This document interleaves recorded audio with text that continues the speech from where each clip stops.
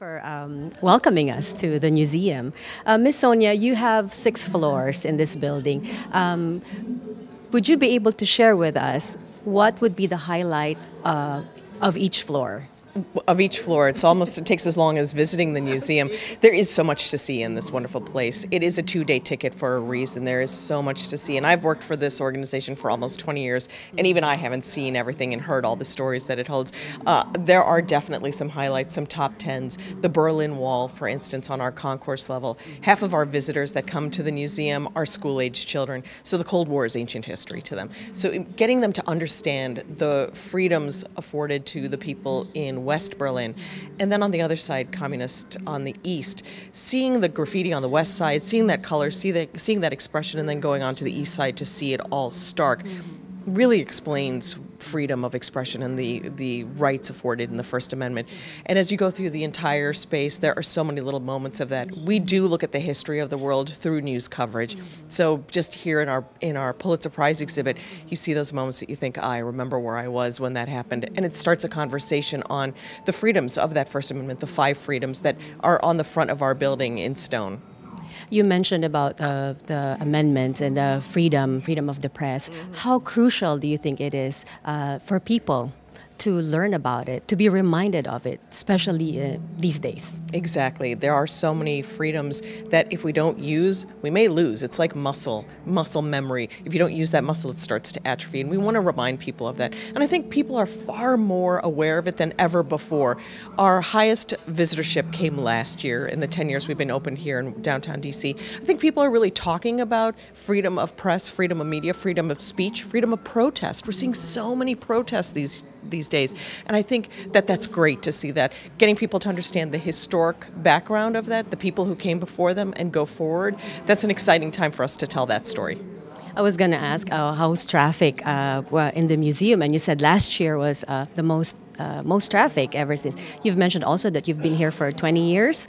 In that 20 years, Ms. Sonya, how did the museum kept up with the news organizations adapting to what now is social media-based information and news dissemination? It's such a changing landscape, and we cover the history of that in our internet, TV, internet, and radio gallery. We look at that electronic news. So going back to the radio coverage, how that affected news broadcasts, and then looking at social media, how everybody now has a phone in their hand that can record via camera.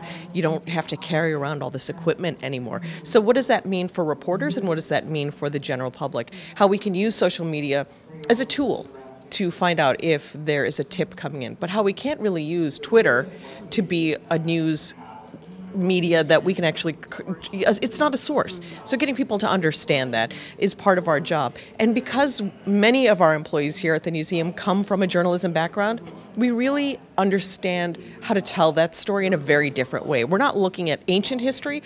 We are in some places, we're looking at ancient history, but in the majority of our galleries, we're looking at how news is covered today, right now. We have the Today's Front Pages gallery that's out in the front of the building. That's the newspapers from around the world today. So we are looking at ancient history and present.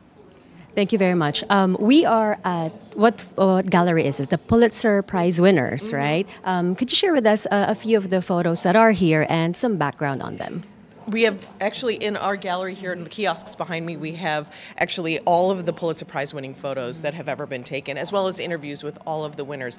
We have the highlight moments of history. We have the highlights and the lowlights, the most saddest, gut-wrenching moments, but also some moments of absolute pure victory. If we go down here to this Olympic photo here, we have 3 Olympic track stars. This is from the 1993 Olympics.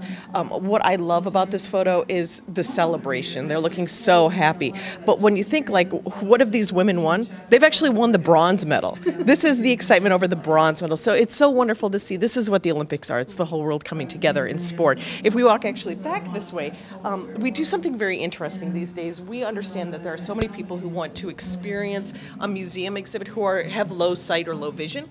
We want to make that experience the same for them. So we actually have tactile experiences in a lot of places in the museum. Yeah, where you can actually touch and feel. Not only can you read the caption here in Braille, but you can actually experience what that photo feels like. So if you have low sight or low vision, you can actually experience it here as well. And we have several of those images up. We also right now have an exhibit on the Marines in Tet. So the famous Battle of Vietnam 50 years ago. Many of those images have been reproduced as tactile experiences for low-sighted people. Can you tell us about this picture right here? Sure. This is actually a picture taken by Carol Guzzi. She is the most winningest Pulitzer Prize winner in the history of the competition, and a woman. Kind of great. This is an incredible photo taken during the Kosovo refugee crisis. This is, again, a story about war, but a story of happiness during war. These are families separated by barbed wire, but passing the child across them so they can actually share this happy moment of reuniting as a family. So the joy and sadness that's brought out in war. And Carol, it's so wonderful to have her here so regularly. She comes here not only to speak to our visitors, but also to cover news. She was just here a couple of weeks ago for the March for Our Lives, covering news stories. So it's wonderful to have these Pulitzer Prize winners not only on exhibit here, but as friends of the museum who do their work here as well.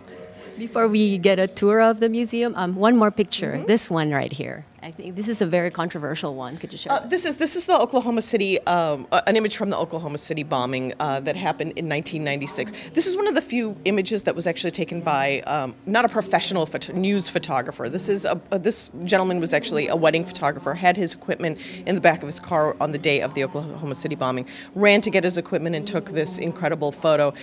There's a lot of conversation, especially in journalism classrooms, on ethically, should this photo have been taken? And you look at the bright colors, you see the blood on the child, you think, is this an image that should be in newspapers? But then you think back to as recently as the Vietnam War and Nick Utz's famous image of what is commonly referred to as Napalm Girl, fully nude, a full frontal nude image of a girl whose village was bombed by napalm, and she's running through the streets with absolute terror. So all of these moments we discuss, we talk about why journalists took the picture, how editors helped put it on the front page, repercussions that happened, and why it was a right or wrong choice.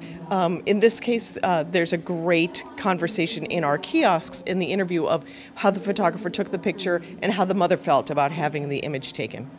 Ms. Sonya, you've mentioned this was taken by a novice photographer at that time. Calling him a novice is kind of funny because it's he's now a professional now. Yeah. A Pulitzer Prize winning wedding photographer, but for a breaking news image. Today, people almost all have cell phones, and anyone can snap a photo of anything breaking, of anything newsworthy. How do you think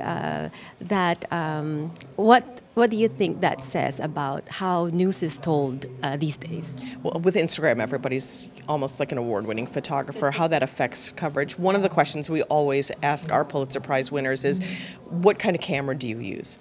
And some will say, my phone is not a camera, my phone is a phone. And some will say, the best camera I have is the one that's with me. So it could be a phone, it could be all of their, famous equipment. We actually have a selection of the famous cameras that were used to take Pulitzer Prize winning images just down here. So you see, it can be an old-time camera, it can be a digital camera, the evolution of that. I don't think there's a right or wrong answer. It depends on the person who's taking the picture. It's how that person sees the moment, captures the moment, and how the artistry of that picture. Sometimes it's about time and place, but oftentimes it's about the imagery that they're capturing.